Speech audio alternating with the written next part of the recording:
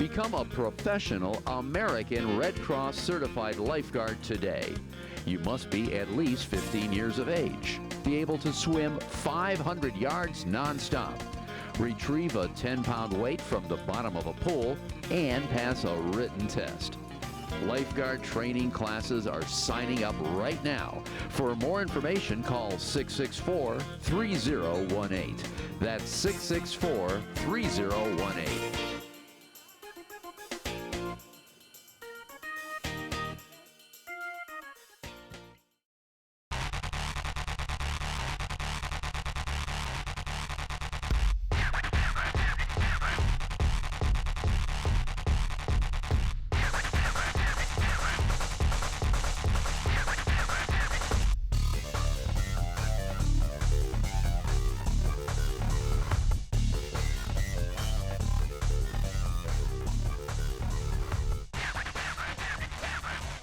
"99 years ago, a group of businessmen, civic leaders in Clevelanders put together a youth tackle football league, which today is known as the Cleveland Muni Football. Some football people say it's simply a game of block and tackle. Others will tell you it's much more than that. It teaches them values of life. It teaches them teamwork, discipline, determination, and toughness. Today, the league consists of over 86 football teams, 50 cheerleading squads, over 3,000 participants, ages 6 to 15. Today, we are going to look for the Pee Wee Championship game between kids ages 12 and 13, a weight limit of 145 pounds, 20 teams. Welcome to Collinwood Field for the 2011 Pee Wee Championship game between the George Monroe All-Stars and the Sims Raiders. Hi, I'm Tim Wells, and my partner Danny is back in the house. And Danny, what can we expect in this division? Tim, we can expect an explosive game today between two of our storied franchises in the Muni League here. Both teams feature explosive offensive and defensive players, veteran-laden teams, so we're going to see a well-played game today. Well, we're not going to waste any time, as we're going to go over to Lou Slapnick for the player introductions. Good afternoon. Welcome to the City of Cleveland's Collinwood Athletic Complex on this beautiful fall afternoon for the 2011 Muni Football Pee Wee Championship game. And now to meet your participants. First, for the Sims Raiders. Number 1 from O.H. Perry, Melvin Jackson. Number 2 from Ratner, Kendall Anderson. Number 3 from Wilson, Darrell Borden. Number 4 from the School of the Arts, Christian Napoleon. Number 5 from Monticello, Antonio Butler. Number 6 from Memorial, Gerard Gore. Number 7 from Apex, DeAndre Houston. Number 8 from Central Middle School, Tymaine Jackson. Number 9 from Memorial, Anthony Donnerson. Number 10 from St. John, Charles Calloway. Number 12 from St. John, Mark McCary. Number 14 from St. John, Jamil Abdullah. Number 24 from Apex, Devontae Houston. Number 26 from O.H. Perry, Robert Edwards III. Number 30 from Euclid Central, Artis Gunn. Number 32 from Patrick Henry, Reginald Laughlin. Number 34 from Hope Academy East, Therese Melton. Number 62 from Wade Park, DeMonte Richmond. Number 42 from Apex, Cottrell Hubbard. Number 50 from St. Jerome, Jamal Anderson. Number 51 from Central Middle School, Brandon Young. Number 52 from Richmond Heights, Tyrone Mitchell. Number 55 from O.H. Perry, Demetrius Canty. Number 60 from O.H. Perry, Jovante Perry. Number 20 from Memorial, William Gove. Number 64 from Whitney Young, Deron Pryor. Number 66 from Central, Tyrese Walker. Number 70 from East Clark, Kenneth Royster. Number 74 from Roosevelt, Darius Johnson. And number 86 from Central Middle School, Andre Jackson. The Sims Raiders coordinator is Antonio Tony Eads. Head coach and defensive coordinator, James Pip Johnson. Offensive coordinator, Eric Anderson. And other assistants, Leon Barketh, June Jones, Mike Thompson, and Anthony Graham. Sims Raiders meet path to the championship game was with playoff wins of 26-0 over the East 88th Street Browns, 41-6 over the Cleveland Stallions, and 44-18 over the Cudell Cougars. And now for the George Monroe All-Stars. Number 2 from Solon Middle School, Melvin Jackson. Number 3 from Shaker Middle School, Anthony Robinson. Number 4 from Garfield Middle School, Antonio Chapman. Number 5 from Hope Academy, Robert Seats III. Number 6 from Shaker Middle School, Craig Robinson. Number 7 from St. Stanislaus, Jeremiah Williams. Number 8 from Shaker Middle School, Ari Ward. Number 9 from Central Middle School, Pearson Reynolds. Number 10 from Garfield Middle School, Favon Ogletree. Number 24 from Robert Jameson, Levante Smith. Number 31 from Milkovich Middle School, Derek Burridge. Number 43 from Shaker Middle School, Gary Pottinger. Number 44 from Will Bryant, Brandon Clark. Number 47 from Shaker Middle School, Landis Jones. Number 55 from Shaker Middle School, Antonio Canada. Number 34 from Charles Elliott, DeAndre Harris. Number 72 from Woodbury, Daquan Phillips. Number 80 from Will Bryant, John Ford. Number 82 from Miles Park, Shanaz Robinson. Number 81 from Bishop Zike, Darrell Forrest II. Number 84 from St. Stanislaus, Elijah Flynn. Number 89 from Whitney Young, Tyrese Chapman. Number 91 from Harvard Community School, Damon Williams.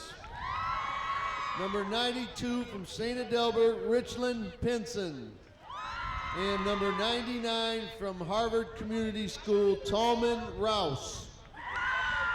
George Monroe's coordinator is Michael Monroe. He is also the head coach.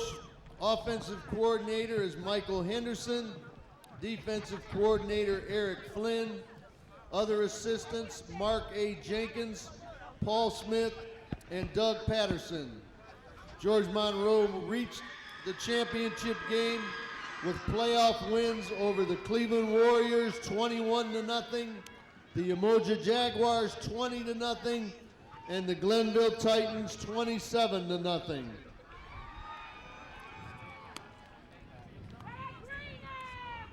We ask now that everyone please rise for the singing of our national anthem by Mr. James Walker II. Oh, say, can you see by the dawn's early light what so proudly we hailed at the twilight's last gleaming, whose broad stripes and bright stars through the perilous fight once we was were so gallantly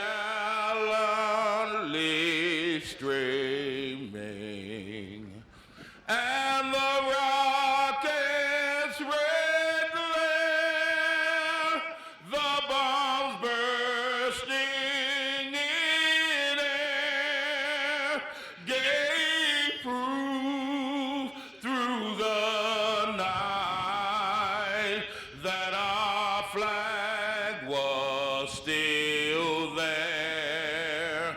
Oh, say does that star-spangled banner yet wave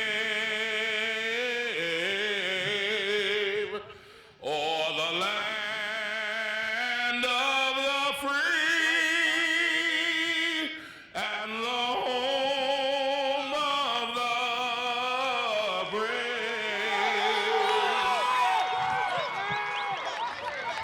Well, there you have it. James Walker II. Again, the coordinator of the Pal 6 Red Dogs, known as Jip, doing our honors of the national anthem. And first, we're going to take a look at the officials that are going to be calling today's ball game. Again, they're all certified through the Ohio High School Athletic Association. Don't trip them, guys. Mel Leach will be our head referee. Rick Beard will be the umpire. Leroy Carter, line judge, and Kenny Maxwell.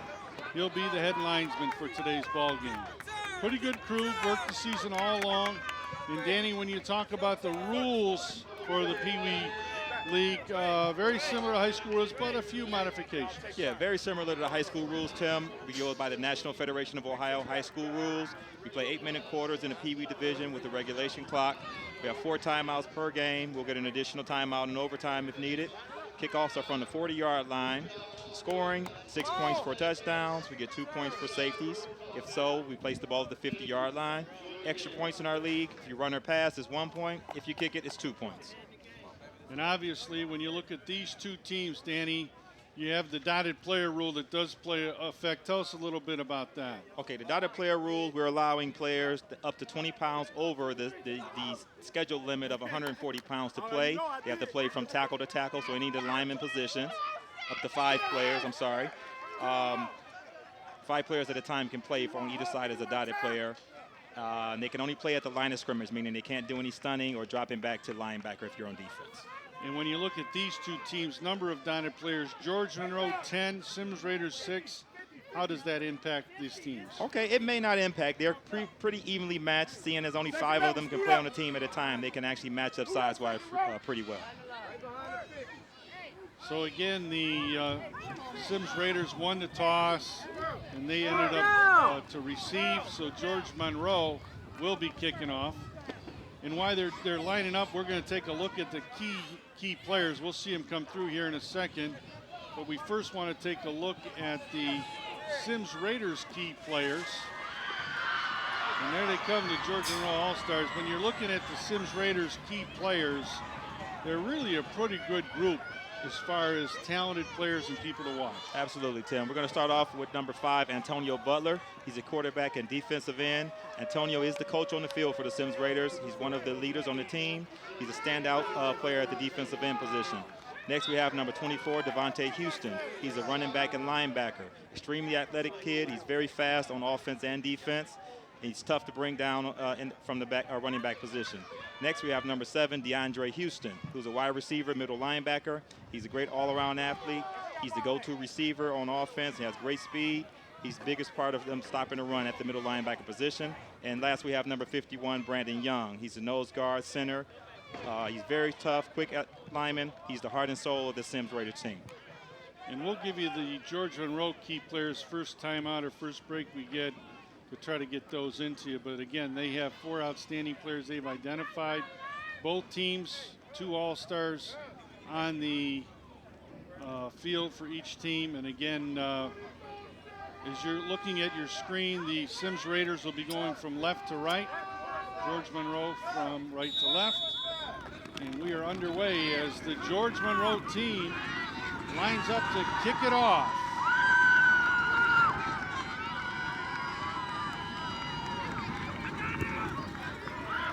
are underway. Number 5 from Sims. Gonna break to the outside. And he could go. 40. Knocked out of bounds at the 31-yard line. Excellent start to the game for the Sims Raiders. We got a big return from number 5, Antonio Butler. Took the ball all the way down to the 30-yard line. They're in business right off the kickoff. And again, when you're talking about a young man, Antonio Butler, he's got a brother that plays over at St. Ed's named Kenny Butler. Again, one of those kids that came through the Muni League, played for Sims Raiders. This is the younger brother. He could be headed in the same direction. Antonio Butler, again, an 8th grader over at Monticello, has the merit roll, folks. He's ranked 7th in the league with 28 points. So here we go, first down and 10.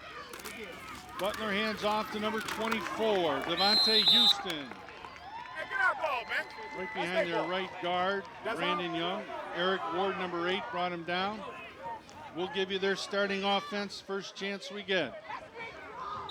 Again, number 1 offense and defense, Sims Raiders. Number 1 in both categories, George Monroe, number 2 in both categories. We'll talk more about that as we go through the day. 8-minute quarters just underway from Collinwood Field. Pitches it out to Kendall Anderson. And coming up and knocking him out of bounds was number 5, Robert Seats, the linebacker. Good pursuit that time by the inside linebacker, Robert Seats. The cornerback on that side, Craig Robinson, forced that play back. Of course, forced the play to string out a little longer to give his other linebacker a chance to come out and make that play. Sims Raiders starting offense, their line. Javante Perry, left tackle. Tyrone Mitchell, left guard. Demetrius Canty, the center. Their all-star right guard, Brandon Young. Jamal Anderson, right tackle. Charles Calloway, the tight end. Butler's at quarterback. 2 wide receivers in Houston and Donerson. They throw it out to Houston. He's brought down by number 3, Nathaniel Robinson. Anthony Robinson. Excellent play that time by Anthony Robinson, who's the safety. That's the twin brother of Craig Robinson, the quarterback. Quick pass out there. It looked like they had something going there, but the safety come up to make the tackle. Brings up a 4th down and long. 4th down and 11. They're on their George Monroe 32-yard line. They'll need to get to the 21. Butler looks to throw. Spreads out. Chase with pressure. Throws downfield. Incomplete. And again, pressuring was Favon Ogletree. So George Monroe will take over the ball. First down and 10. And we'll get to see their offense. Excellent pressure that time by the defensive end, Favon Ogletree. There was actually a receiver streaking down the field open, but the quarterback wasn't able to get it off due to the pressure by the defensive end. Their starting offensive line for George Monroe. Yvonne Ogletree, left tackle. Rich Pinson, left guard. Tyrese Chapman, center. Antonio Canada, 55 at right guard. He's an all-star. Damon Rouse at right tackle. Pearson Reynolds at tight end. Their quarterback, Craig Robinson. He's got 2 wide receivers in Anthony Robinson and Jeremiah Williams. 2 running backs in Robert Seats and Antonio Chapman. They run out of the eye and nothing doing. The Sims Raiders, number 55. Demetrius Canty stuffs it right away. So it'll be 2nd down and 11. Good play by number 55, Demetrius Canty, to clean up that play. Coming in for number 52, Tyrone Mitchell is number 60. And that is Javante Perry. George Monroe is going to right behind their left guard, Rich Pinson. He'll pick up about 3 yards. Should make it 3rd down and about 9. Yeah, the right side of that Sims Raiders defensive line is playing pretty stout right now. They're winning at the point of attack so far, so puts George Monroe in a 3rd and long situation here. 3rd down and 9. Try to play action, ain't working, a lot of pressure, and the Sims Raiders. Number 7, Dronte Houston, number 10. And Sims Raiders. Yeah, good cleanup by number 7, DeAndre Houston. The initial pressure was brought by the deep tackle, number 55, Demetrius Canty. Sims Raiders is getting good pressure from their defensive front here. So now 4th down in 12, 13. They're going to punt. Back in punt formation for George Monroe, Craig Robinson. He's their all-star and 8th grader out of Shaker Middle School.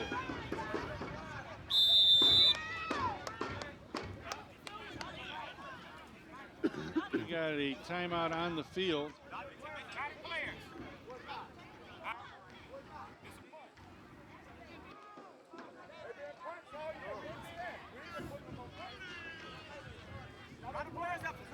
Let's take a look at the George Monroe key players, Danny, while they're talking this over. Okay, for George Monroe, you have their standout leader, multi-threat quarterback, Craig Robinson, number 6. Craig is the leader of this team. Excellent vision out there from the quarterback position. Next, you have number 4, Antonio Chapman, running back linebacker. He's the heart and soul of the George Monroe defense. He'll have a high-volume tackler, a very hard hitter.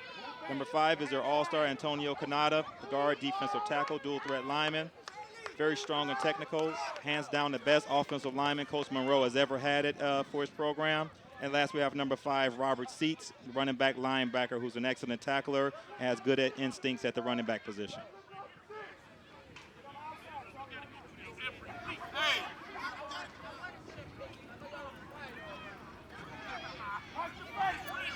So as they're talking it over, again, we're looking at the key players for George Monroe. And there you're looking at James Johnson. He's a graduate of East High, 4-year letterman, 12 years coaching in the Muni Football League. They call him Pip. Been around a long time. He also was a coach and was part of the 85 city championship team here from Collinwood, the Collinwood Railroaders. And then Mike Monroe coaching on the other side. Mike's been a graduate of John Marshall in 1987, quarterback and defensive back, all-Senate football player. And again, 18 years in the Muni Football League. He believes in discipline, but he also believes in teaching them some life skills. And again, this is a guy that's been around a long time. His father is the one that started the programs, passed away, and ever since then, they've always been the George Monroe All-Stars.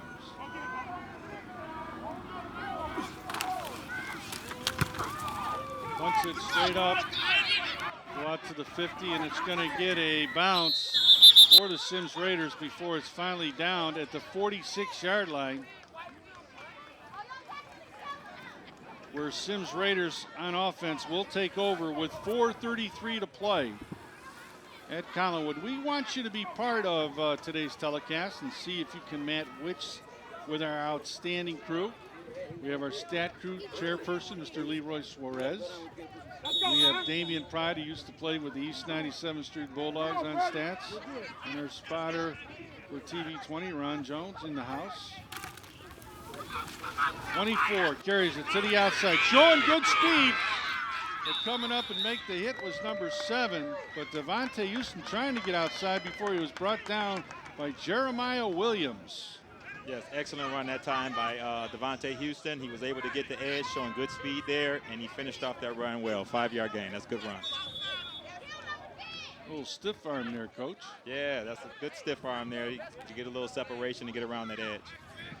Second down, we'll call it 6. There's the young man, Devontae Houston, 8th grader, Apex Academy, merit roll student. Handoff right behind the left tackle, Javante Perry. And the Antonio Canada is there, their defensive tackle. Yeah, good stop there by Canada. That's the all-star dual threat lineman for the Monroe All-Stars. Again, Coach Mike Monroe said this is the best lineman he's ever coached in his 18 years of coaching. So that's high accolades for that young man. So here we go, 3rd down, 5. Sims Raiders would like to keep this moving. Monroe wants a stop. Quick hitter up the middle. He'll be short of the first down. But now it's decision time. 4th and about 1. Interesting decision to see what Coach Pip does here in this situation. Good run there again by number 24, Devontae Houston, I'm sorry. You know they're going for it here, Coach. In George Monroe territory, he's definitely going to go. So here we go, Antonio Butler behind center. He's got Houston, Anderson, and the other Houston behind him. Quick hitter, but he gets enough, and a first down for the Sims Raiders as Devontae Houston, their running back, went right behind Brandon Young, the right guard, and Demetrius Canty. Yeah, that was all effort that time by Devontae Houston. Again, from the pregame notes here, we said the kid was tough, and he's very hard to bring down, never backs down from a challenge. We saw that played out on that last play. The defensive tackle, Gary Pottinger, had him, but he pulled him forward. 1st and 10, another quick hitter. Simple dive play right behind the left guard, Tyrone Mitchell. Yeah, Coach Pip seems to have a good rhythm going right now with the dive plays. They're hitting them quick, not giving those linebackers a chance to come up and make those plays. And we're getting 3 and 4 yards a pop right now.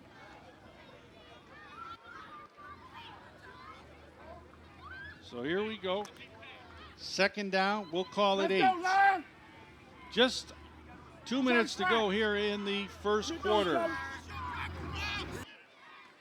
Butler throws it to the outside. They got 2 guys out here in front of him, but he gets brought down by number 8, Eric Ward, the defensive end. Hey, line, we ain't stand on our blocks, line. Yeah, Butler got outside pretty good. It looked like he had something cooking out there, and then number 8, Eric Ward, came up and made a nice tackle by the jersey. 3rd down and 9. There he is, Mr. Ward. And again, a 8th grader. These guys all love the Packers. Looking to throw. He's got him beat. Overthrown. Danny did a dip down and up on him, and he was wide open. Yeah, that was an excellent route that time. DeAndre Houston got open in the free space out there, and just a little bit of overthrow by the quarterback there. So 4th down and 9. 1:03 to go. First quarter.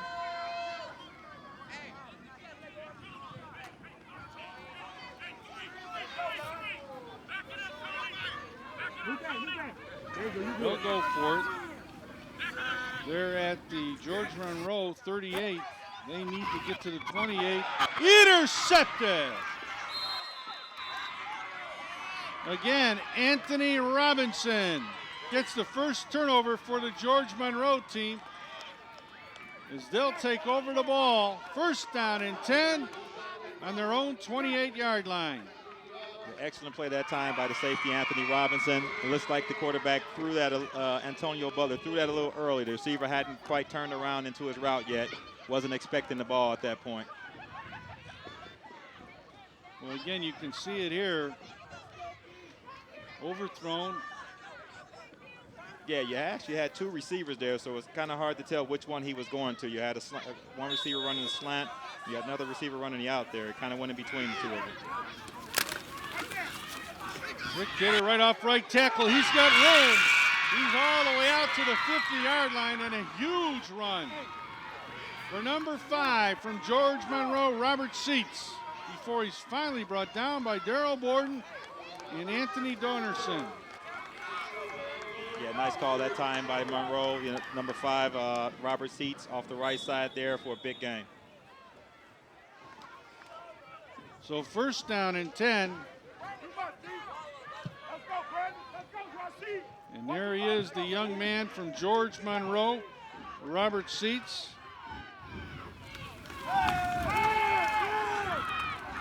Trying to throw, is going to throw. He's got a man, it's caught.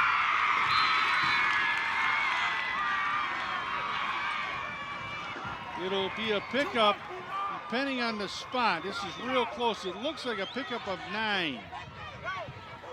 Excellent job that time by standout quarterback Craig Robinson. Kept the play alive, used his feet and athleticism to keep that play alive, not to run down the field, but to give his receiver time to get open down the field. Kept his eyes down the field and completed the pass.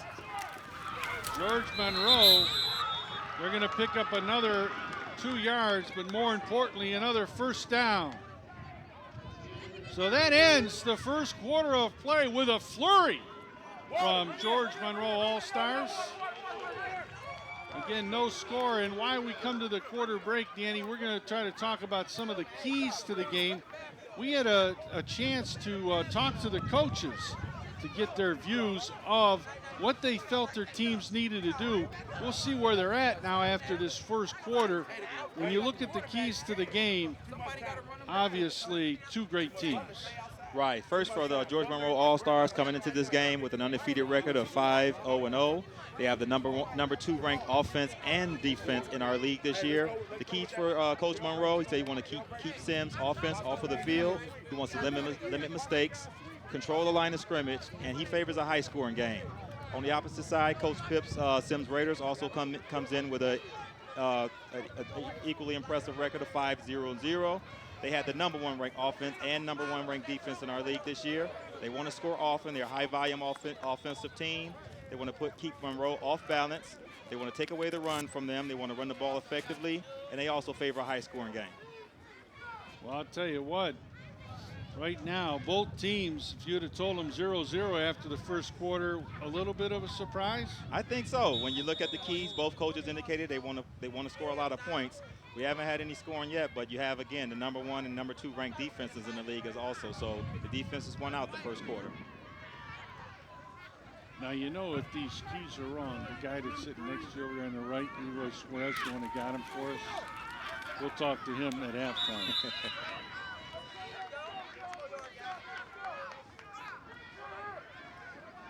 He ain't talking now. I haven't heard nothing over there. Second down and 7. Looks like George Monroe was finding a little bit of success running off the right side behind all-star guard Antonio Canada. Last 2 runs have gone behind him. You know, it seemed like when George Monroe tried to hurry the pace, I'm not talking about a no huddle, but real close to it. At the end there, they were moving the ball, and they had Sims reeling on their heels. Right, I think so. Sometimes as a quarterback, you got veteran kids out there. When you have such a good defensive unit you're going against, you have to switch it up sometimes.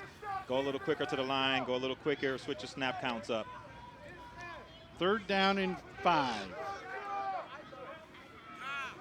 Second quarter action, Pee Wee Championship, George Monroe and Sims, and we're scoreless. They're going to go right off the right guard, and depends on the spot. This could be another first down. This is close. They'll set it down, they'll look at it, and it looks like it is. First down, George Monroe. Nice call there. We had a counter going back to the right side again behind the standout guard Antonio Canada. Antonio Chapman was able to pick up the first down with a nice tough run. Devontae Houston and number 9, Anthony Donnerson, were on the tackle. First and 10. Right behind the right tackle. Lee Bach picks up 5 yards. They're able to run the ball right now. Yeah, you know what they say. If it ain't broke, don't fix it. They've run 4 consecutive plays behind that right side. I want to give the other guys credit over there, too. Also, you have your right tackle, Tamon Ross, and your tight end on that side, Pearson Reynolds. They're doing a good job moving the line of scrimmage on the right side. Second down, 5. 2 undefeated teams.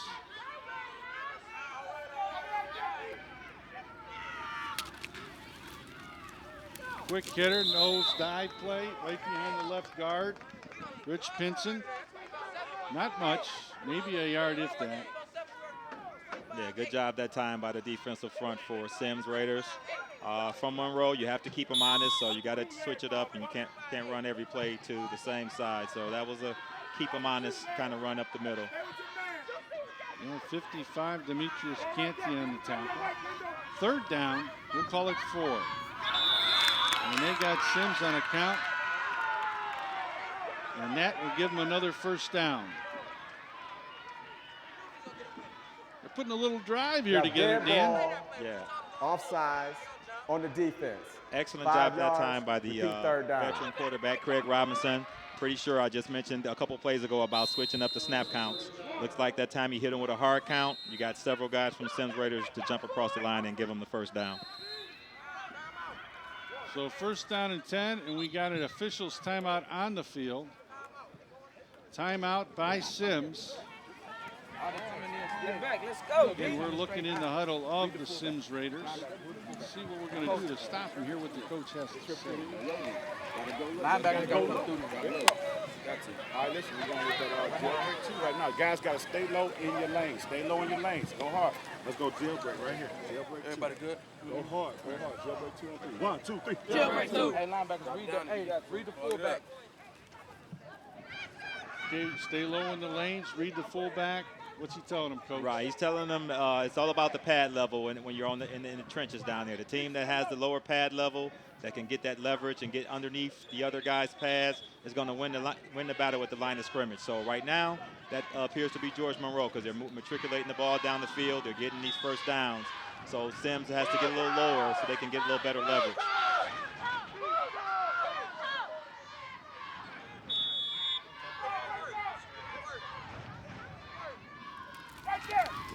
Quick hitter right over the middle to the tight end. That's a pickup of about 9 yards. Again, it looked like it was who caught that, number 3 or 9? I believe it was the tight end, Pearson Reynolds, number 9. There you go. And again, bringing him down from behind was number 10 from Sims Raiders. That was Charles Calloway.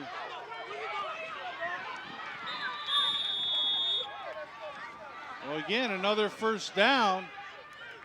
Sims Raiders has been able to sustain this drive, do exactly what they wanted to do, keep the Sims defense off the field. So George Monroe is right on target with what Coach Mike Monroe wanted to do. Now it's 1st and goal, and I'm going to put the ball at the 4-yard line. This has been a good play calling drive by Coach Monroe. See if they can cap it off with a touchdown. Handoff right behind right guard, pushed in. Touchdown! George Monroe All-Stars.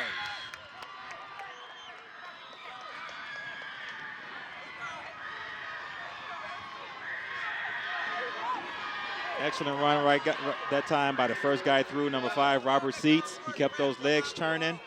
Scored a touchdown there. Good job. Now they'll try for the extra point. Sims Raiders usually will kick it because if they kick it through, it's going to be worth 2 points. And again, you're looking at Robert Seats, again from Hope Academy. And trying to kick the ball will be Craig Robinson. If he puts it through, it's worth 2.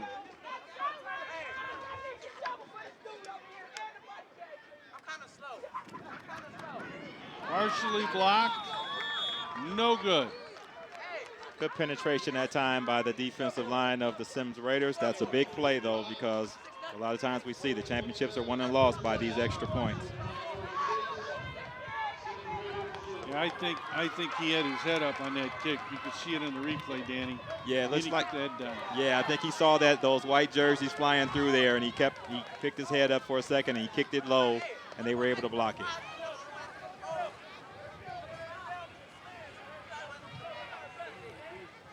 So again, Brandon Young, the nose guard that came in there and had his hand up, get a piece of that. He's an all-star in the league. Goes to Central Middle School, an 8th grader, merit roll track. Loves the Lions, and Calvin Johnson. Well, folks, we want to remind you at halftime, we will be talking to both head coaches. And we also have a great news for those people in the Collinwood area and the city of Cleveland. As Mike Cox stopped by and I had a chance to chat with him about what's taken place. It's something that you definitely want to see.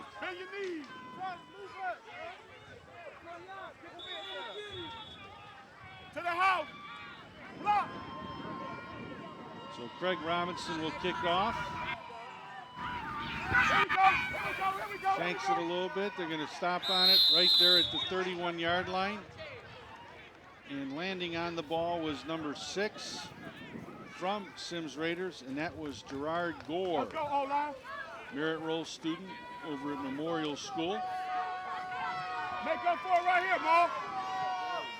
So Sims Raiders, number 1 in offense, scored 137 points during the year. They'll need to turn it on now. First down and 10 from the 31-yard line, 4:20 to go in halftime.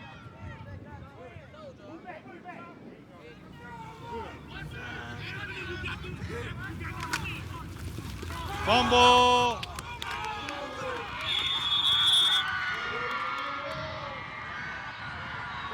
George Monroe, number 55, Antonio, Canada, the league all-star, recovered the turnover.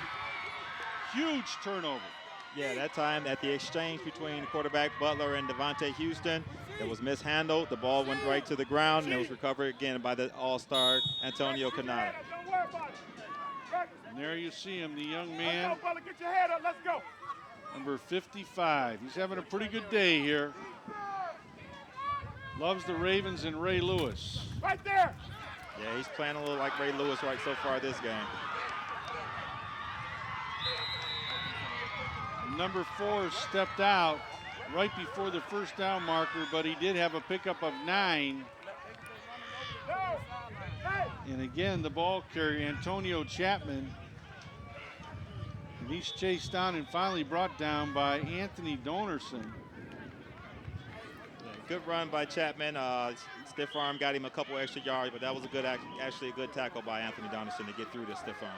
And again, Antonio Chapman, merit roll student. Kelsey's the leader.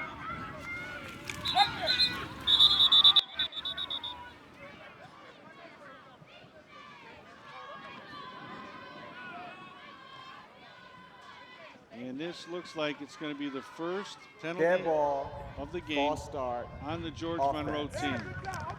Repeat Well, second really down. penalty-free pretty much on both sides of the ball. Yeah, it's been a very clean game so far, and that's exactly what I expected from these two veteran ball clubs.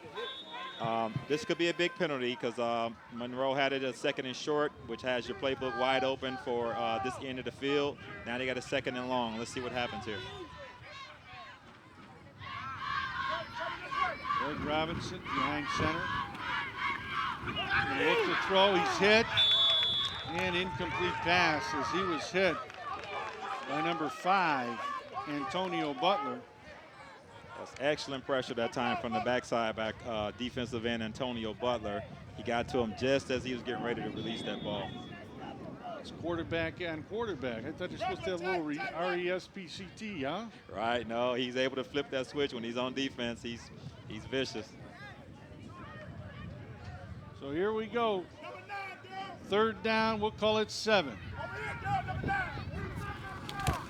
Handoff, they're going to run left. Wrong place to run. You don't run to number 5.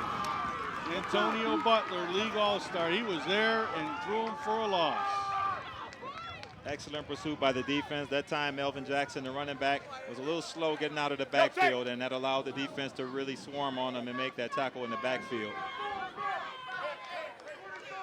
Again, if we have to go back to that penalty on 2nd down, the false start. They had a 2nd and less than 2 yards, and they made it a 2nd and long, and then they tried the pass, which was incomplete. Now they got stopped in the backfield, so you went from 2nd and short to now 4th and 12. Tell me, Danny, when that happens to you as a coach, does that drive you nuts? Oh, it drives me insane. Adds a few extra gray hairs. They're looking deep. He's out there. He's got it. Touchdown, George Monroe.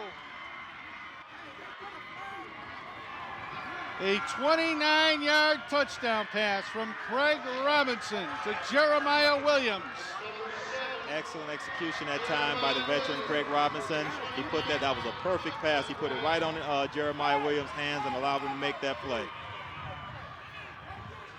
That's big time pass and catch there by George Monroe. That's a perfect pass. He led him perfectly.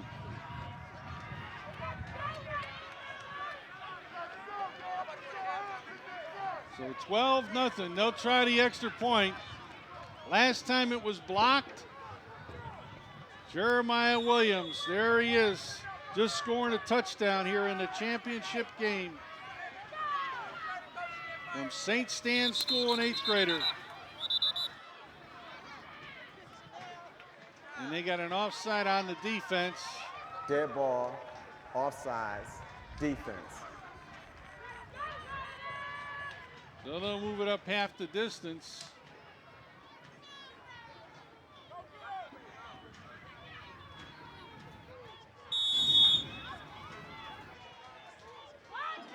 They'll try to nail it for 2. Gets it down, up, good! Craig Robinson drills it through. It's on the line drive, but he get it up high enough. So the George Monroe All-Stars have followed the game plan to a T. They lead 14-0. And the #1 team in offense and defense has been put on its heels here in the first half. Yeah, so far it's been all George Monroe. After that stalemate in the first quarter, second quarter, George Monroe's opened up things. They got the big turnover and capitalized. And on the last play, you had a 4th and long situation. They were able to get the big play on for the touchdown.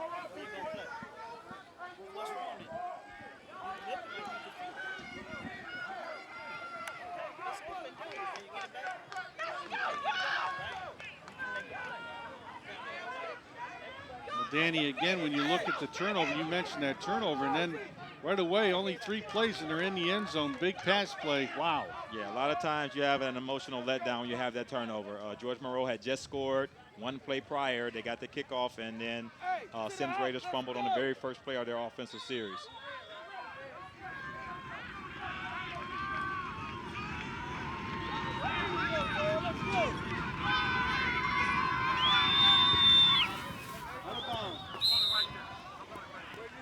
They'll kick it out of bounds. Right there at the 38-yard line.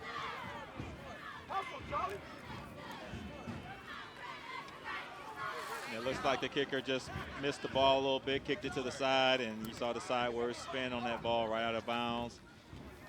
So Sims Raiders will have a choice of either taking the ball there where it went out or having them re-kick. Looks like they're going to take it from the spot of where it went out of bounds.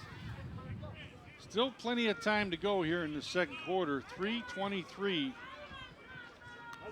And Sims Raiders on offense.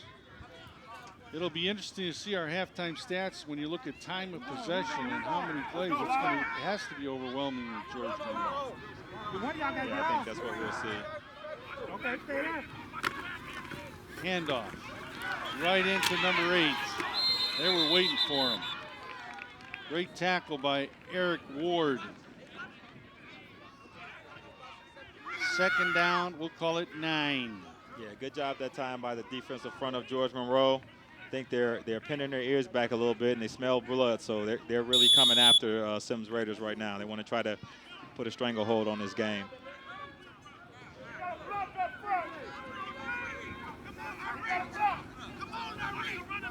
Anderson and Houston in the backfield. Looking to throw. Want to lead him. He's covered. Now he's going to try to scamper and pick up some yards. He fumbled the ball, but it goes out of bounds.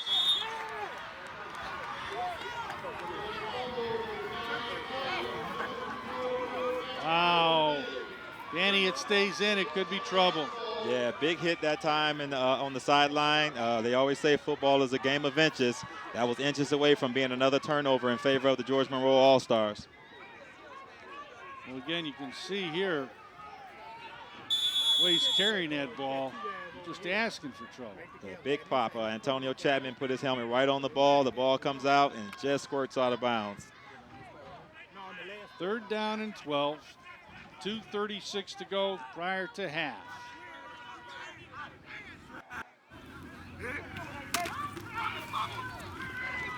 Trying to get it out, and he's right there. They were looking for it. Yeah, good reaction that time by Anthony Robinson out on the corner. He normally plays safety, but he's playing a little corner here now. He's made a ton of plays in his first half already. Good job. He had the interception earlier, and he's made several tackles out on the edge as well. So 4th down, clock runs, coming up on 2 minutes. They need a play like 4th and 16. I'm sure they have a play like that, right, Dan? Well, there's not many plays in the playbook for 4th and 15.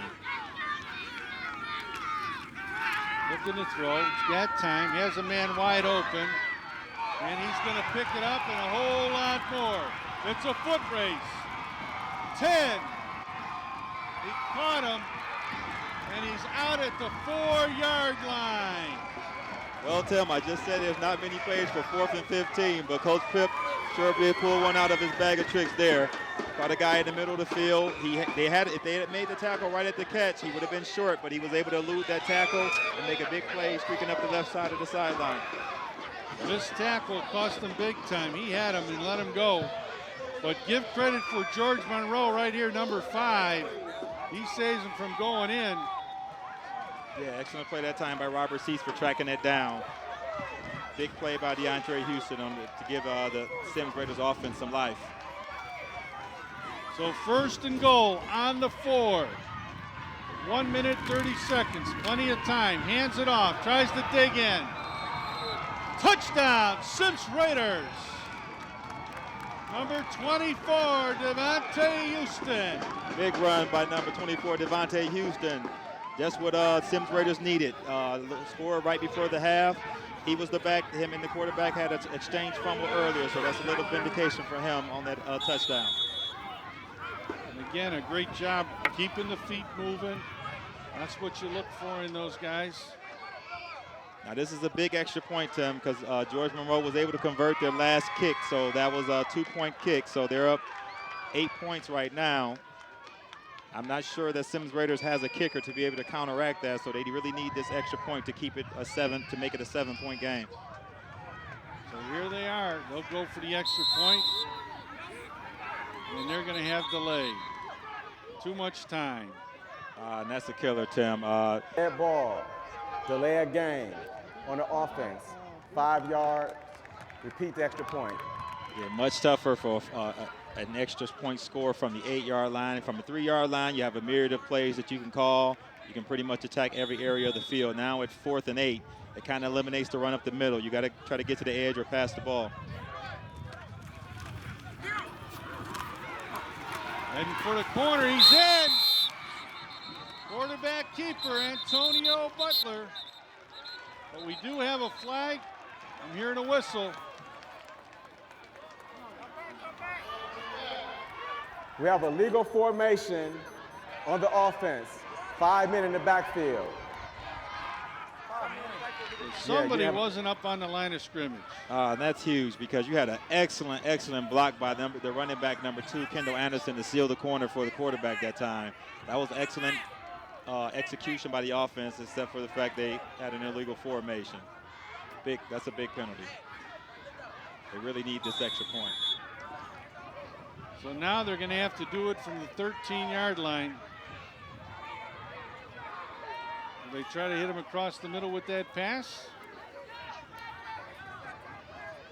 Yeah, from 12 yards out, I'm pretty sure they're going to have to pass this to get this in the end zone. I'd look for the quarterback to get out on the edge and have maybe a run-pass option there. Sims Raiders is forced to call a timeout. Now at halftime, when we get to the half, folks, we're going to be talking to James Pip Johnson, their head coach. And Danny, obviously, the winter season's here. Again, we'd like to wish you and your family a happy holiday. Want to remind you that, hey, it's hoop time at the Cleveland Recreation Centers. Again, it's boys basketball. We have girls basketball as well. We're forming leagues right now for the boys. And again, they can start from the age of 4 with a Pee Wee program all the way up to 17. We have house leagues that are like intramurals that you used to have in school from the ages of 8 to 17. So again, it is, there's the number on your screen, or contact your local recreation centers.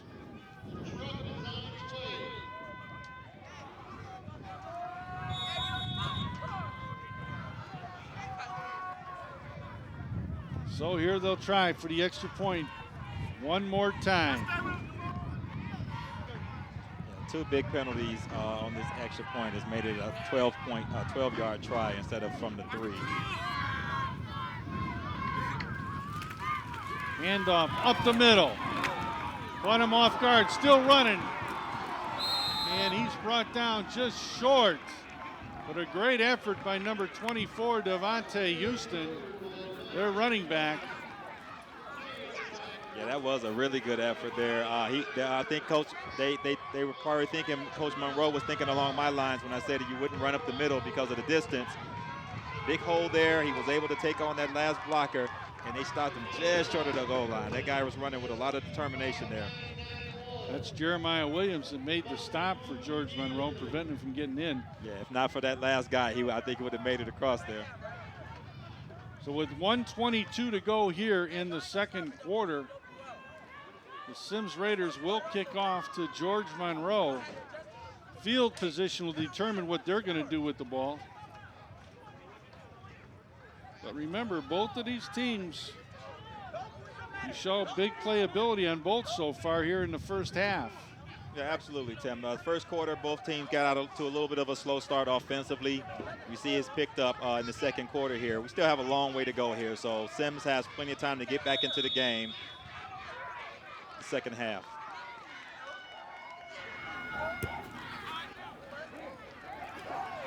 He overkicks it. It's going to probably go right into the end zone, and it'll be a touchback. And George Monroe will start with the ball at the 20-yard line. Big kickoff for the Sims Raiders. It's going to be interesting to see with under 2 minutes if Coach Monroe packs it in and plays a little conservative, or whether he opens up and tries to put more points on the board before the half. Not me. I'm gonna run the ball and eat up the time and go into half with the 14-6 lead. I think I would do the same, just given the fact that I don't think Sims has a kicker, which means that with an 8-point lead, that's two possessions that they would have to score. George Monroe is up 2 scores essentially by making that 2-point conversion. Well, first down and 10. Greg Robinson, their quarterback, has him in an eye. Handoff right behind the left guard. Pickup of about 5-6 yards. Makes it second down. Yeah, I don't think Coach Monroe is in any hurry right here. And just to kind of piggyback on my last point, George Monroe also gets the ball first, second half. So not only are they up 8 points, but they get to receive first, second half. So I don't think Coach Monroe will be taking too many chances here. So second down, we'll call it 4. 45 seconds to go, clock runs. You're not in a hurry.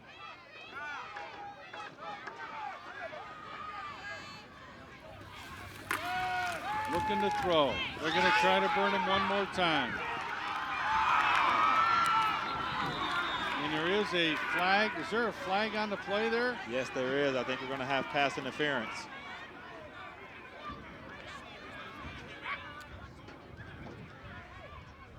Pass interference on the defense. That's a 15-yard penalty, automatic first down. Well, you at home, you tell us. What do you think? We'll see if we can pick it up. Oh, the ball's way up there. We're going to see all the action there. It's too late. That's not what they're calling. They're calling before that. Yeah, it was before that guy knocked the ball down. Yeah, that was a little bit of a question, borderline call. It could have went if he didn't call it, no one would have complained. But they did call the penalty, 15 yards and a first down. First down, 10.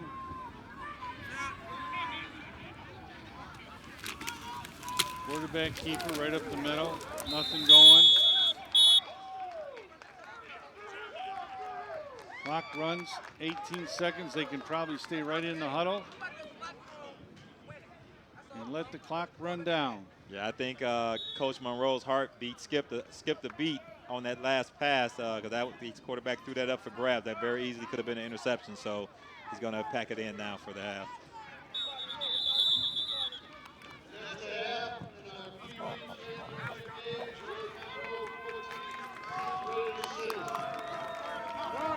Well, that brings us to halftime, where the George Monroe All-Stars lead by a score of 14-6.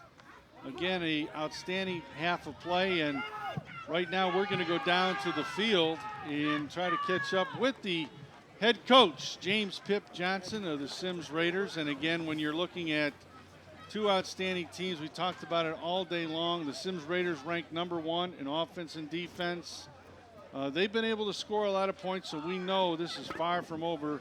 But right now on the field, we have James Pip Johnson. Coach, can you hear us? Yes, sir. I can hear you, Tim. Hey, I'll tell you what, a week ago, the Midgets played here to a defensive tie. You guys are lighting it up.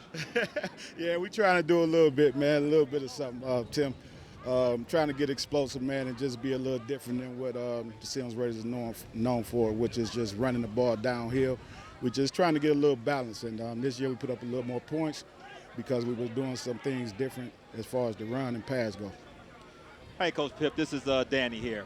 After the first quarter, both teams kind of filling each other out. You had a 0-0 tie after the first quarter. You saw a lot more explosion in the second quarter. What do you think you guys need to do in the second half to overcome this deficit and come home with this win? We just got to buckle down and play Sim Raider football. I mean, they caught us off guard a little bit, caught us, off guard and scored first, which is the first time that it happened to us all year. But we'll be fine. Trust me, we'll be fine. What is it that you're going to go in there and tell your team now here they've been through the first half, Coach? Tim, we're just going to tell them to, tighten up and play Sim Raider football. Like I said, they caught us off guard and scored on us first, and I think that kind of pushed us on our heels. But if you've seen that last series, we ready now. I think we ready to go now. All right, well, we're not going to keep you any longer. We'll let you get back to your team, and good luck in the second half. Thank you, Tim. There he is, the head coach of the Sims Raiders, James Pip Johnson. And again, as Danny mentioned, they're ranked #1 in offense and defense. First half filled with some big plays, but also some great defense as well. Yeah, I think it's to be expected when you have the #1 and #2 ranked team, respectively, on offense and defense playing against each other. I think early in games, defenses kind of went out early. Once these guys got the feel of each other, you saw a lot more explosion in the second quarter. Well, right now we're going to go to a video package where I had a chance to sit down with the Director of Parks of Public Works, Michael E. Cox. He has a special news for those people in Collinwood. Welcome to Collinwood Field, and our very special guest is Michael E. Cox, Director of Public Works. Director, Collinwood residents are excited, they're enthused. I hear a big buzz in the city. What's the good news? We will be opening a brand new recreation facility on Lakeshore Boulevard, 16300, the new Collinwood Recreation Center. And you know that when you hear about a new recreation, they always say, well, tell us a little bit about this new facility. Well, this facility is a full-service recreation center, $11 million facility that Mayor Frank Jackson found the capital money to build. We've been building it for about 16 months. The facility has a full-court basketball gym. Thank you. It is a running track. It has, as you can see, a water park, an indoor water park that can be used year-round for the kids. Also, a lap pool in that indoor water park, and a giant slide, a slide that we hope to have, as you can see in the monitor now, the giant slide that we're going to have in the water park. It's a very exciting time for us in recreation, and it is going to be tremendous for this community. This community has been looking for this rec center, Timothy, for over 20 or 25 years that we've been trying to get this center built. And we finally, Mayor Frank Jackson, we finally put the money together to get this built. You're looking at Main Street in the rec center. This is an old Big Lots program, a Big Lots store. We used the framework and the flooring and the roof for this facility, and we're going to have, as you can see, there's a great room, what I call a great room, that we can divide up as a senior center for seniors to come in, a full-service kitchen. We have audio-visual equipment in this building that you can have meetings and things of that nature, and you can utilize everything. We have a computer lab, a full computer lab with 14 stations in it. We're going to have people in there doing that. Again, it's just exciting. I get excited myself about it because it's been since the last one we built in this city was 1997. As you know, you were with me at that time at Zelma Watson George Recreation Center. So this is exciting. We've got a tot room, Tim. I love for it. tots. I love it. So when the parents go in to work out in the exercise room, we'll have the kids in the tot room, and we'll have games for them and arts and crafts for them. So it's all there. You know, one of the things I've heard, Director, is they say this center is eco-friendly. Yes, sir. What does that mean? Well, it's a green. It's a green building. It is a building that has been certified, LEED certified gold, and we have solar panels on the roof that has the domestic hot water that heats our domestic hot water by sunlight.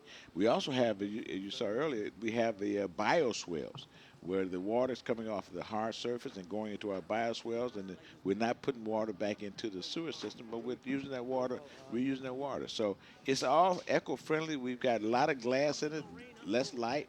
We've got lights that come on and off as you walk in rooms, so they're not on all the time. So it is a great facility.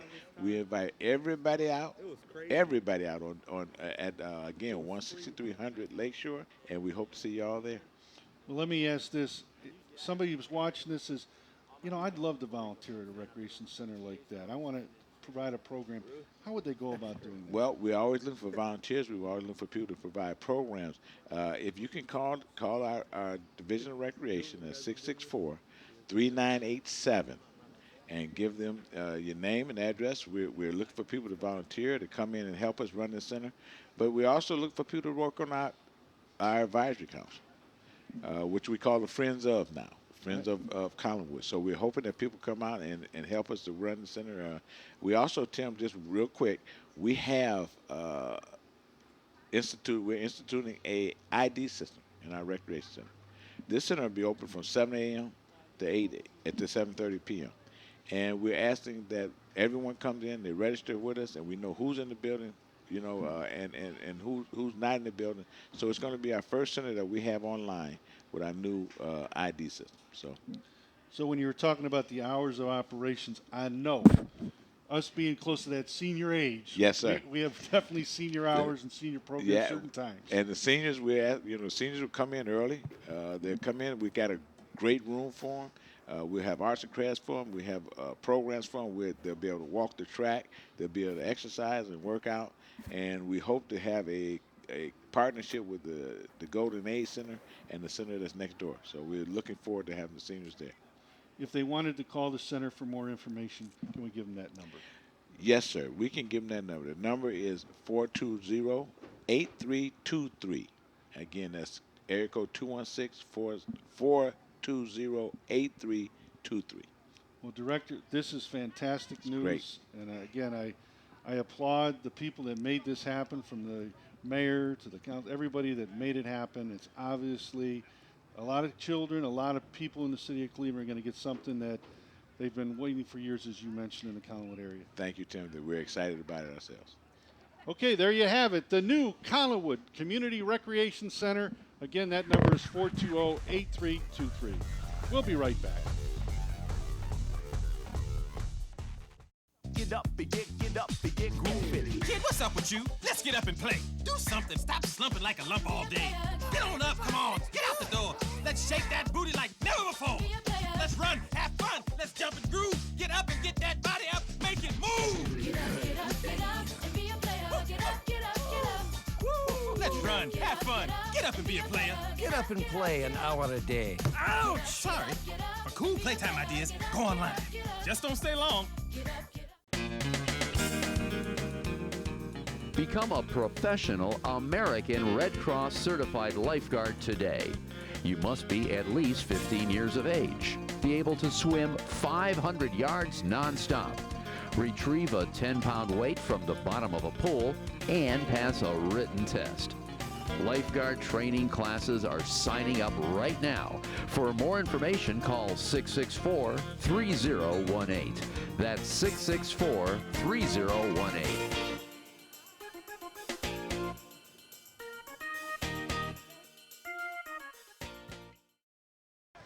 Welcome back to Collinwood Field, where you've been watching the Pee Wee Uni Football Championship game between the George Monroe All-Stars and the Sims Raiders.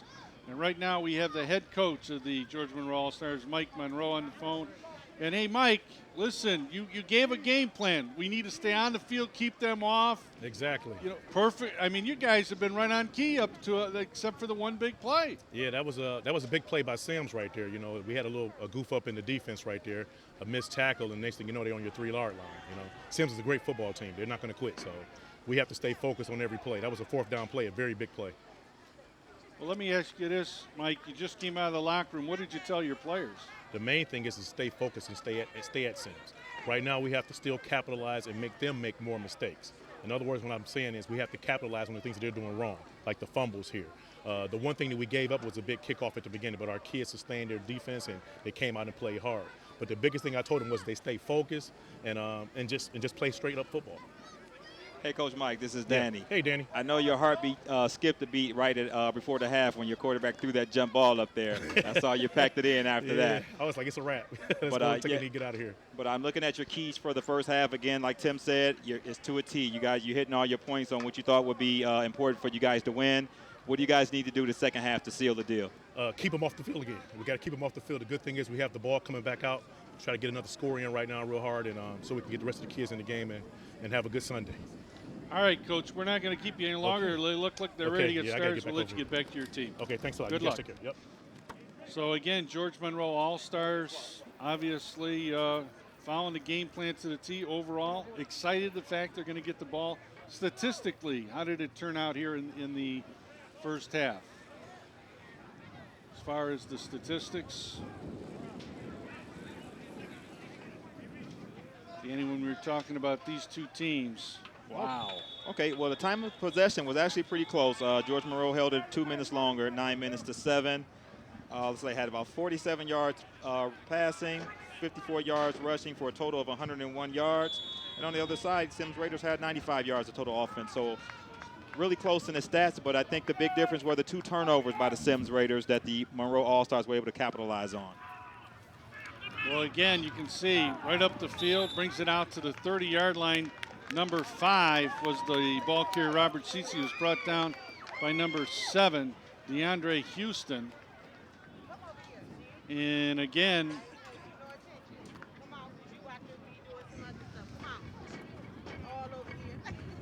it'll be first down and 10.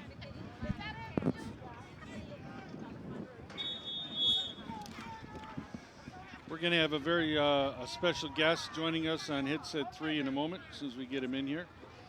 It'll be first down and 10, George Monroe.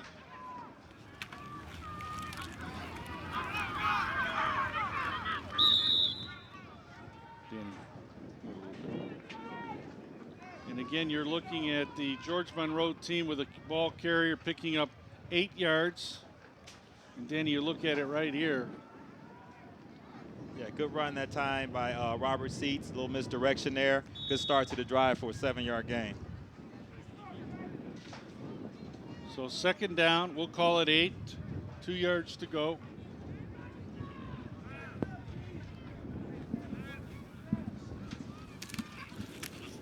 Handoff right off tackle, big hole. Brought down from behind after a huge run by number 5, Robert Seitz. But it was Devontae Houston. And right now, George Monroe, quick hitters, Danny, they're opening up the holes. Right, that's number 5, Robert Seitz again. You had him going off to the right side, the first place behind the All-Star, Kanata. Second place off the left side. They got something brewing right down with number 5.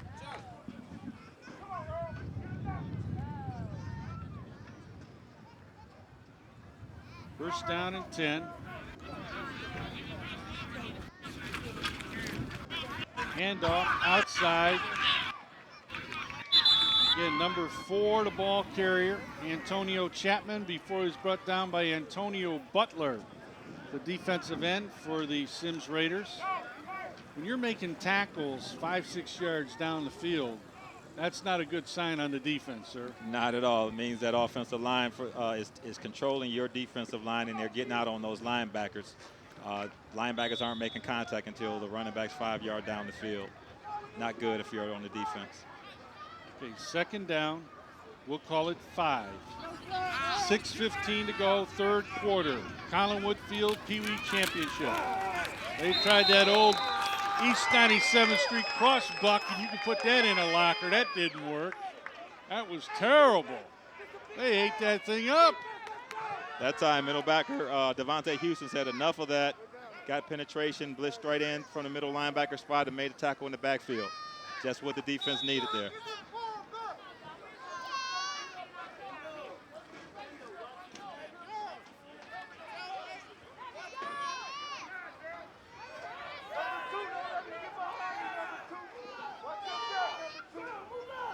Third down, 8. Pitch to the outside, and the Sims Raiders, they step up that time. Antonio Butler. I'm telling you, every time they try to run to the left, they might as well pack it in. Hey, that time it was the outside linebacker Robert Edwards knifing through and making that play in the backfield. Looked almost identical to the play right before that Devontae Houston made. So 4th down, 11. Folks, watch our monitor here, because we're going to talk to a couple young men from St. Ed's. Lamonte Robinson, let's see if we can, first of all, welcome to TV 20. Thank you for having me. Okay, let's make sure we have 3 up and running here. 3 on. You got mic 3 on, guys? Okay, talk now, see if we can hear you. Hello. Okay, good. First of all, St. Ed's, right? Yes, sir. A little bit of excitement over there in Lakewood, huh? Yes, sir. You beat Cleveland Heights last night. Who's next on the schedule? St. Ignatius. Whoa, the Holy War one more time. Yes, sir. First of all, tell us a little bit about how it's gone. I know that you were part of the Muni League. I know you were, and I remember you as well. Kind of still got your little heart there still set with Sims Raiders? Yes, sir. That a big part of me as I move forward in my football career, and I like to come back where it all started from. So that's why I like to get out to these games and see how these guys are doing. Well, I'll tell you one thing. The Sims Raiders, they've kept this tradition going. They really, we've been here now 2 weeks in a row dealing with Sims Raiders in the championship game.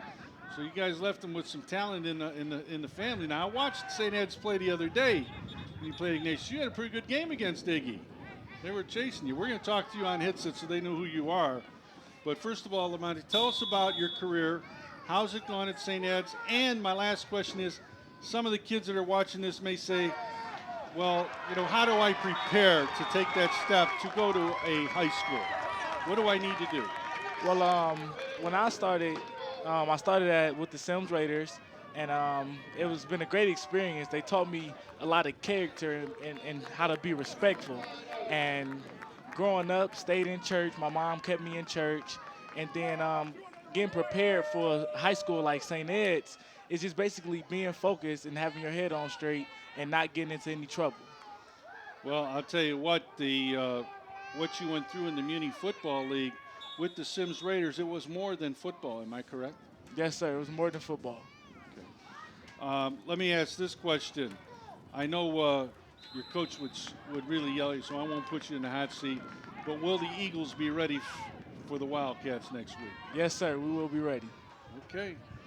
Well, first of all, I want to thank you for coming by. We're going to talk to Mr. Butler as soon as we can switch those headsets, and I want to talk to him a little bit. Okay? All right, thanks for coming by. You just give those to Kenny. Danny, we still, Sims has got the ball, first down and second down and 10. Yeah, it's coming off a big stop on defense, so offense has a little bit of momentum here. Let's see if they can capitalize. And again, the ball carrier number 2, Kendall Anderson.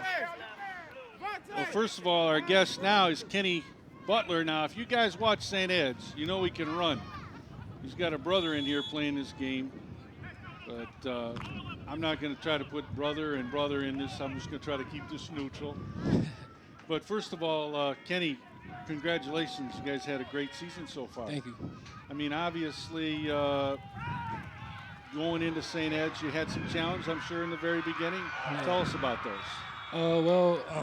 I've been playing with the Sims Raiders ever since I was 8 years old, and when I went to St. Ed's, it was kind of hard for me to kind of like get used to the culture there, and but it didn't take long for me to get used to it, and I just love St. Ed's, everything about it. They just teach you how to be a man, and it's a very good school. And obviously, people look at you as the athlete because you're on the ball field of the football team. But to be a student athlete, it takes a lot of work, not just on the football field. Am I correct? Yeah, you're correct. Grades come first, and if you don't have the grades, then any college doesn't want to have you. Now, have you had any talk with your brother about how things have gone with Sims, St. Ed's, exchanged any ideas? No, not really. We haven't really talked about it. He just worried about this championship game, and after this game, we'll get more into it. Well, that's good. And I know that he's been following your footsteps all the way through Muni. Yeah. You know, there used to be a story about you when you're in the Muni League. I'm going to tell you about it right after this play. Hold on one second, all right? Here we go, first down, 10. And again, you can see right behind the right guard, Brandon Young. They're trying to run behind their all-star right guard. But let me tell you this, Kenny. I don't know if you know Joe Record. He's our league director, you know? Yeah. And he used to tell me, he said, this kid's just tearing up the turf. You got to watch him. You got to watch him. And I remember you. You led the league in scoring when you were here. Am I correct? Correct. And Joe I kind of kid him. I said, I think we got this artificial turf because of you, because if it was real grass, there wouldn't be anything left. Am I right? You're right. What do you think? Yeah. Yeah. Well, I'll tell you what. I remember the performances that you guys both played, you know, when you were with Sims. And the one thing that impressed me was not so much just the athletic ability on the field, but how you conducted yourselves as athletes. Yeah. You know, when the ball games were over, your heads were up high, and you were leaders. And that's the most important thing that we're so grateful for. Yeah. But tell us this, St. Ed's, is it what you expected? Is it more? I'm an athlete. I'm now in the 8th grade. I'm thinking about going to St. Ed's. Tell us about it. Well, it's a great school. If you're wanting to, oh my God, that's a great hit. Now, let me see. Is that Antone? Is that a Butler? No. That's Keandre, right? 24. Yeah. Devontae Houston. I think St. Ed's just found another player, right? Yeah, he's going there next year. Oh, is he? Yeah. Oh, my Lord. Look at this. This is unbelievable. That was a hit. Danny, that was a hit, Danny. Hey, that was textbook there. He got lower pad level, went underneath, took him down. That was an excellent hit and wrap. Well, what I like about it, you look at the stats, merit roll student, something that Kenny was just talking about. They're going to try to throw deep. They throw it up there. Incomplete, well covered. So if I'm correct on downs here, it should be 4th down now, right? No, that was 4th down. That was down. a 4th, so Sims should take over the ball. That was a big stop for Sims. That was response. Sims had another turnover, and the defense was able to get a 4 and out to get the ball right back after the turnover. Let me ask you this, Kenny. Obviously, when you first started in Muni, how old were you then? I was 8 years old. Were you kind of nervous? Was it what you wanted to do? Did somebody try to encourage you, say, stay with it? I mean, what happened? Well, during the time I was with the Sims, was I nervous or? Yeah, when you first started to play with Sims. Oh, during the Sims, I had a friend named Lamont, and he just introduced me to the program. And ever since then, it's been a great experience, and I wasn't really nervous at all because I had a lot of friends that was playing for the Sims at from my school, and it was just a great feeling. So tell our viewers, there might be a parent out there and said, you know what, I didn't know about Muni football. I never got him in. What advice would you give to a kid or a parent that says, you know what, you should join Muni football? What's the good things about it? I think if you have a child and you're interested in having him in a Muni league, then it's a great choice. It prepares you for the future, for high school, and great athletes come from the Muni league, Ted again, and great future athletes like that, and it's a great experience. Well, first of all, we're not going to keep you guys either too long. I know you want to get down and watch a little bit more of the game. We want to wish you good luck against the Wildcats. Thank you. And by the time this airs, it'll be Christmas time, so you'll be able to look back and say, well, we did it, or we didn't do it. But I'm sure that you're going to give it everything you got out there to do well. Okay, Again, congratulations, both of you, on an outstanding season. Thank you. Okay. Our special guests, Lamonte Robinson and Kenny Butler from the St. Ed's high school football team, and also former participants in the Cleveland Muni Football League. So we got second down, 6. Danny, I've been looking. They seem like they've been from 30 to 30. Yeah, you had a couple exchange of downs there. Sims had a big turnover, but then got a huge stop on defense, and they look to have a little bit of momentum going here, going into the fourth quarter here.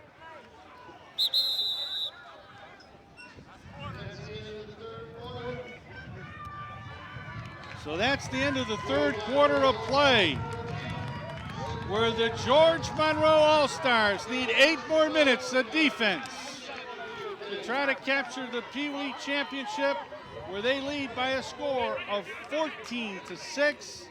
But remember, folks, Sims Raiders ranked #1 in offense, averaging 28 points per game, only have 6. Gotta believe they're going to come back here and score. And obviously, Danny, George Monroe, keeping on the field, eating up the clock has been a big part of this. Yeah, absolutely. They've been able to follow their formula to perfection. A lot of it has to do with the big turnovers. They've been able to force turnovers at key moments to keep Sims' offense from getting going. So no better time. First of all, Danny and I want to wish you and your family a very happy holiday season. And again, you're looking at hoop time at the Cleveland Recreation Centers. And again, they're now forming teams at all recreation centers to play in a travel league right after the first of the year. Again, ages 12 to 16. Contact your local recreation center. Totally free, uniforms provided. And if you need more details or got more questions, call the number on the screen at 664-2325.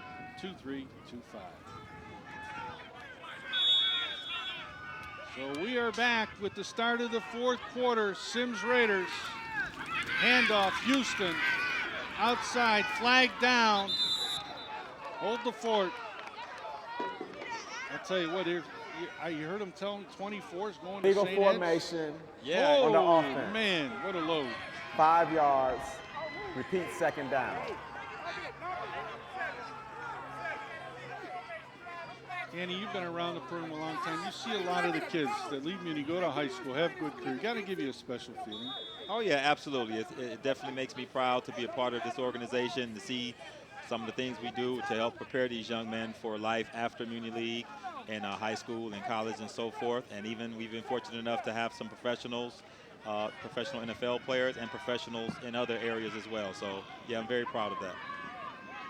All right, second down 11. Antonio Butler behind quarterback. Hands off. Gives it out to number 7, and George Monroe was sitting right there at the 50-yard line. They tried to catch him on a reverse. At that time, George Monroe was very disciplined on the backside. Nobody was out of place. The defensive end stayed home on that end, and that play was doomed from the start.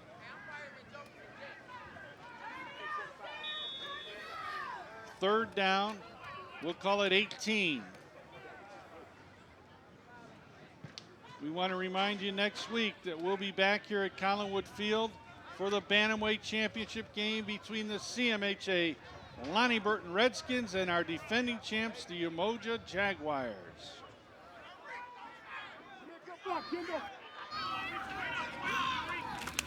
Butler on a keeper, tries to get to the outside.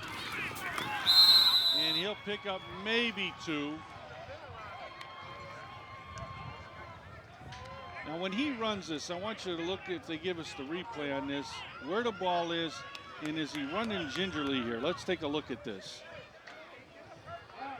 Now you see this, Danny, where the ball is?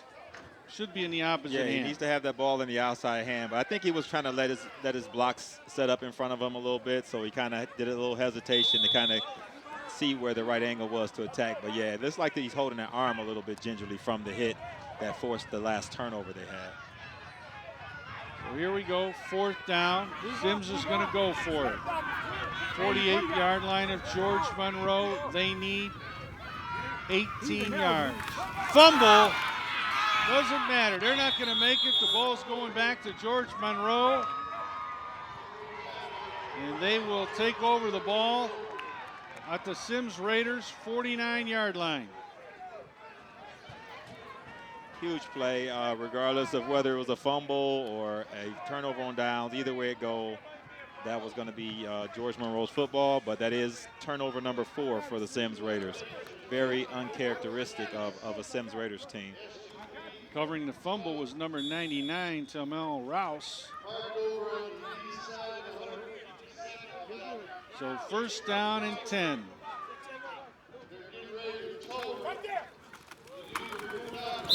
And a big hit by number 51 from Sims.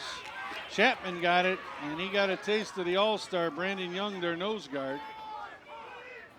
Correction, that's actually 5 turnovers for the Sims Raiders. Excellent play that time by the nose tackle, Brandon Young. Hey, Drake. Sims Raiders. You would tell me that they would turn over a ball 4 times in a championship game? Wouldn't believe it. 2nd down and 12.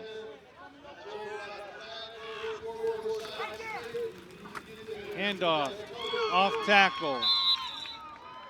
Pickup of about 7 yards. And again, Robert Edwards was on the tackle for the Sims Raiders. Good run that time by Chapman. If I'm Coach Monroe, I'm doing exactly the same thing. I'm keeping the ball on the ground, keeping that clock running. 3rd down, we'll call it 5. Handoff Chapman, and who else?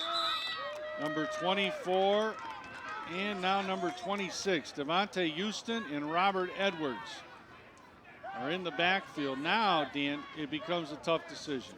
4th down and 10. Well, for me, it's not a tough decision. I punt the ball here and pin them back. I'll kick it as far as I can. If it goes in the end zone, so be it. But you don't want to give them the ball at midfield. Your defense has been holding them out of the end zone pretty good all game long. And you want to make them work for a touchdown if they end up scoring. But it doesn't look like Coach Monroe is going to punt here. Well, I guarantee you this will be a talked about point of the game. Looking to throw. Backside, wide open. Underthrew him. Oh, my. Let's go. So the Sims Raiders defense holds. Now they'll take over, and Danny, they had the right idea. Just didn't step up and make the throw here. Yeah, actually, it was actually a well-executed play except for the throw. He was wide open there. But I still would have punted the ball there. You're giving them a little bit of life at midfield. If they punch it in quickly here, and it's just a 1-point or 2-point game. But just a difference in coaching philosophy, I think. 1st down and 10. Butler is not a quarterback. Looks like they have number 1 out there.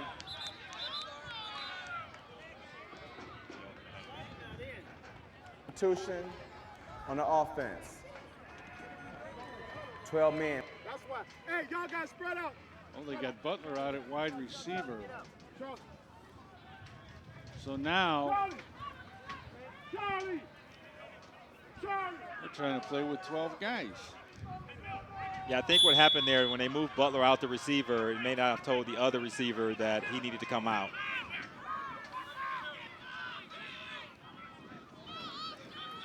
Right up past the right guard, picked up some big yardage. All the way up to the 46-yard line. That was a pickup, about 8 yards. Robert Seats was the one that brought him down. But again, Devontae Houston. Some more yardage on the ground. 2nd down, we'll call it 5. 3:15 to go in the ball game. Anyone right behind their right tackle, Jamal Anderson and Favon Ogletree with the stop. Got to think Coach Pip is trying to set up something up top to Butler. He's run inside twice on the first 2 downs. I'm willing to bet this is the pass. 3rd down, 3. They need a score.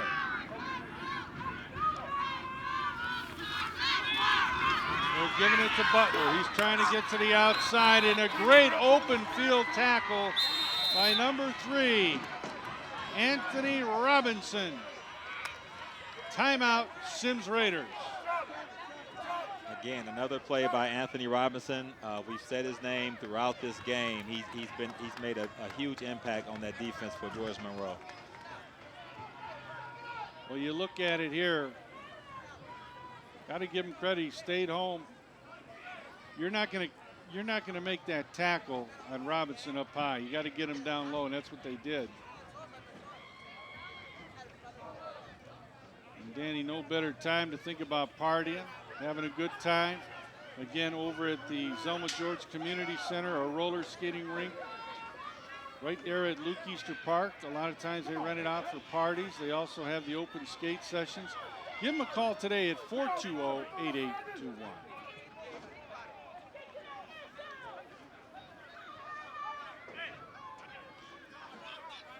Big 4th down here coming up for Sims. If they don't get this 1st down, you can pretty much, George Monroe can pretty much wrap the game up here. 4th down and 4. 2.5 minutes to go. They need this right now. Handoff to 24. He's got enough of it. 1st down, Sims Raiders. Not yet, they're saying.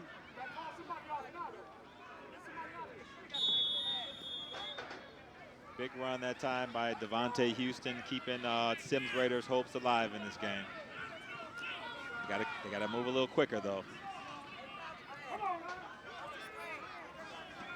Question I have, Danny, is Sims have a kicker? If they do score, can they kick it in? Well, Tim, I got to think if they score and it's less than a minute left, if they get a score, they're going to find one. Oh, my. Big sack. Craig Robinson came in, and he didn't waste any time on the backup quarterback, Melvin Jackson. Not at all. There's another one of those Robinson twins there, making a huge play here. I think they don't want, George Monroe doesn't want to find out if Sims has a kicker. So here we go, 2nd down. We'll call it 17. Greg Robinson, you did an outstanding job here today, my man. That was a beautiful sack.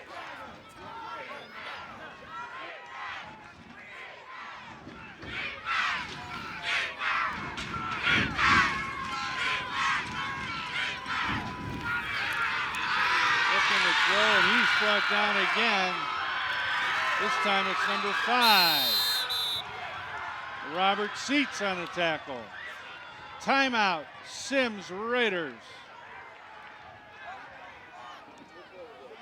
Yeah, I think George Monroe is just sending everybody down. They have a new quarterback in there, Sims, a lot shorter than the starting quarterback, Butler, and he's having a hard time seeing over the much taller George Monroe defenders in there. So 4th down, Danny. We've been talking about these plays all day long, where you got a 4th and 20. Now, I remember in the 1st quarter you said, hey, 2nd quarter you said, nah, there ain't too many of those, and they hit a big one. Right, yeah, they did execute a 4th and 15 just before the half to set up their first score, their first and only score.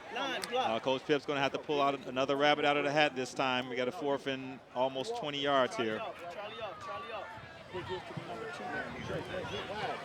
George Monroe's defense has been awfully impressive today. You have to take your hats off. We've been saying certain names all game, Anthony Robinson being one, Robert Seats being another. Robert Seats has 12 tackles today, and including 1 sack on the last play.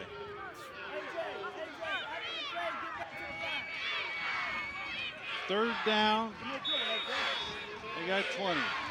They'll take 10 if they can get it now.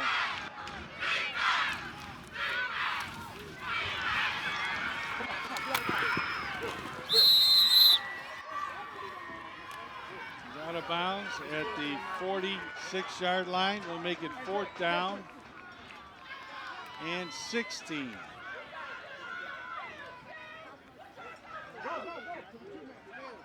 You can see here he tried to get it to the outside, see if he can get him out there. I'll tell you, George Monroe is showing some speed on the outside. Yeah, they've shown a lot of speed in a lot of areas today. They've been flying all over the place on defense, really disrupting what Sims wants to do on offense today. This could be the ball game, folks. 4th down, 16, less than a minute. Oh. You can put it in a bag.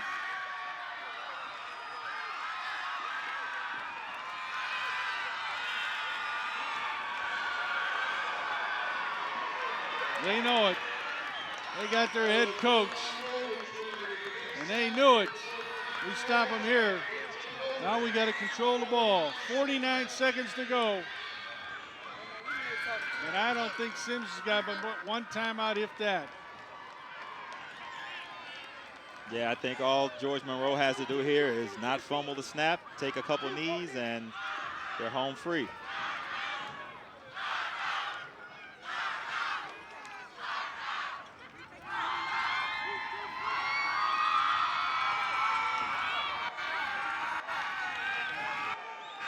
I always hear them say that word. Defense wins championships. As you can see, George Monroe is definitely in the victory formation. I think it's a formality at this point. You have to take your hats off to George Monroe today. They did everything. If you talk about all of the coaching views that we collected from the coaches prior to the game, George Monroe was able to execute their game plan to perfection almost.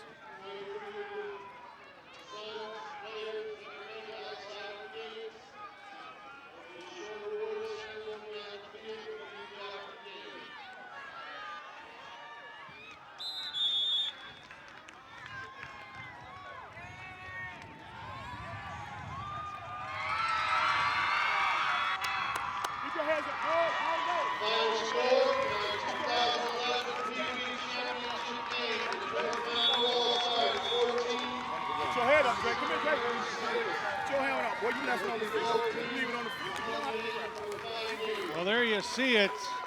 It comes to an end here at Collinwood Field with the Pee Wee Championship game. Danny and I will be right back as we'll be down on the field to talk to both teams right after this timeout.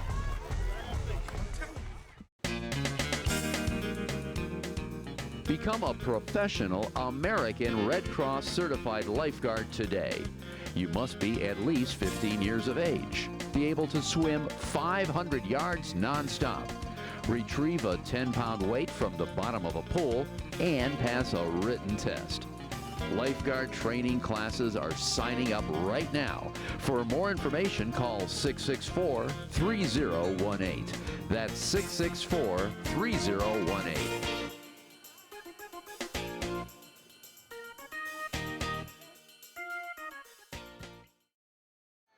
I'm here with Coach Pip Johnson from the runner-up today in the Pee Wee Championship game, the Sims Raiders. Coach, ran into a little bit of a buzzsaw today. You ended up on the wrong end of the stick today. What would you like to say to your fans today and your players for how the season went this year? First of all, I'd like to thank my fans. I love all my fans. Give it up for the fans. Clap it up, fans. Hey, listen. I don't think we came up on the short end. We didn't win the game, but, man, these guys are winners. They're going to continue to win, and the program is going to continue to grow. And trust me, the Sion Raiders is intact. We're in good hands, and we're going to be just fine. Trust me. Good job, Sims.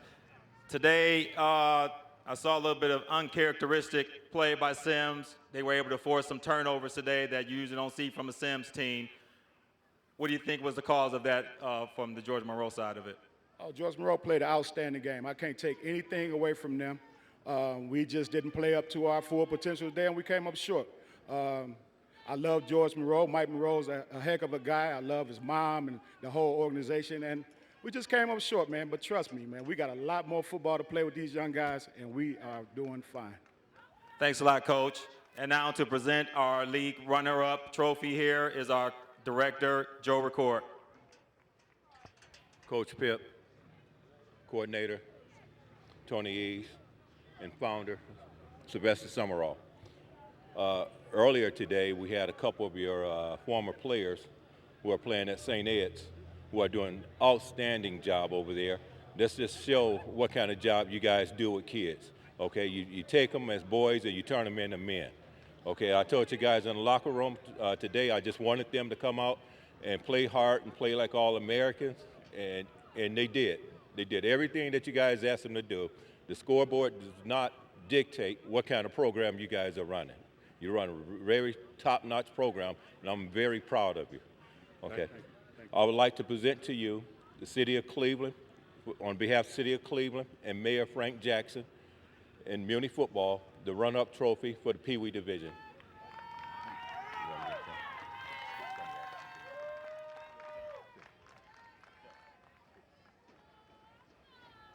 Okay, one more award we want to give out today for the Sims Raiders. Outstanding Player Award goes to number 24, Devontae Houston.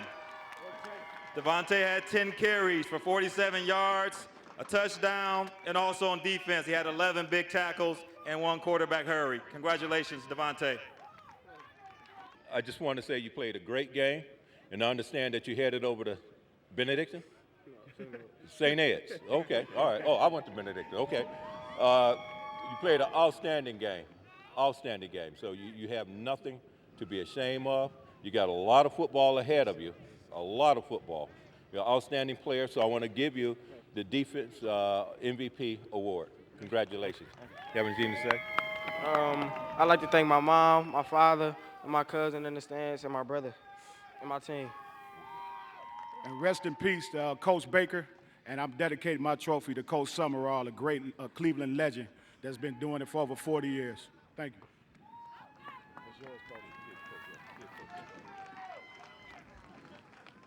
Okay, to my left here, we have a legendary coordinator of our community league here, Mr. Sylvester Summerall. He was the founder of the Sims Raiders organization, and he would like to say a couple words. You know, this was a great day today to come out and see these young men play. And one thing I got to correct, I was not the founder. The founder of this organization, the founder of the organization is sitting over there on the stand, Earl Minor. I just happened to be lucky and got with him when I was a young guy. And he was more or less like my big brother.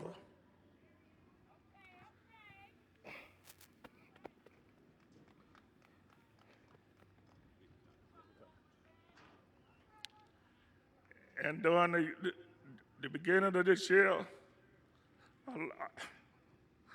I lost probably my best friend, Baker. But I know he's up there looking out over us. And he was truly a guy for this league. And to me, he was the best line coach, bar none. That's including high school and everything. And we truly miss him. And I just want to say congratulations to Mike. Mike is a close friend. He almost like a son of mine. And he come out on top today. But next time we'll get him again next year because we'll be back here, and I'm looking for him to be right back here because he run a great organization, and this team is really coming. Thank you. Let's give it up for Mr. Summerall. Thank you for those heartfelt words. And again, congratulations to the 2011 Sims Raiders runner-up Pee Wee team. Let's take it over to Tim with our winners of the championship game. Well, as Danny mentioned, we got a new champion in the house, and they're called the George Monroe All-Stars. You know, Mike, once we get you guys switched around here, let me just say this. You had a game plan going in. You knew that you had to control the football a little bit on offense. Right. Defense had to come up and make some big plays. What you scripted basically came down to fruition. You guys did an outstanding job preparing your kids for today.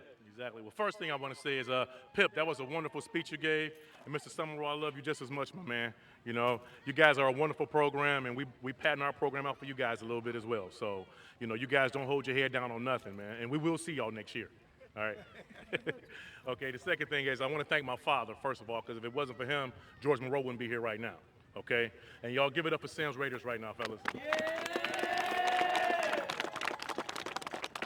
I want to thank the coaches for all your support that you did this year. I want to thank my family, my mom, my sister, my lovely wife, Lisa, and I thank all the family members of the George Monroe All-Stars. Okay? Now let's get to the business here. All right, well, we won't waste any time. We'll bring in the league director, Joe Record, for a special presentation. Mike, once again, I got a trophy for you. It's a wonderful feeling. I know it's a great feeling. It's a great feeling. You know, I know your dad is looking down, you know, on the organization, right, and will be very proud of the level you're taking it to. Okay. So, you know, just continue with a lot of success. You got a great coaching staff and parent support. So with that, I'd like to present to you from the city of Cleveland, from the mayor, Frank Jackson, and Muni Football League, the 2011 Pee Wee Division City Championship Trophy. All right, fellas. All right. Well, there you have it, George Monroe. But, Mike, one more order of business. Games like this don't happen without great players. Exactly. We all know that, and you had a lot of them. It made it real tough on our crew upstairs. But the outstanding player from George Monroe in the championship game, 7 carries, 52 yards, 1 touchdown, 12 tackles, 1 sack, Robert Seats.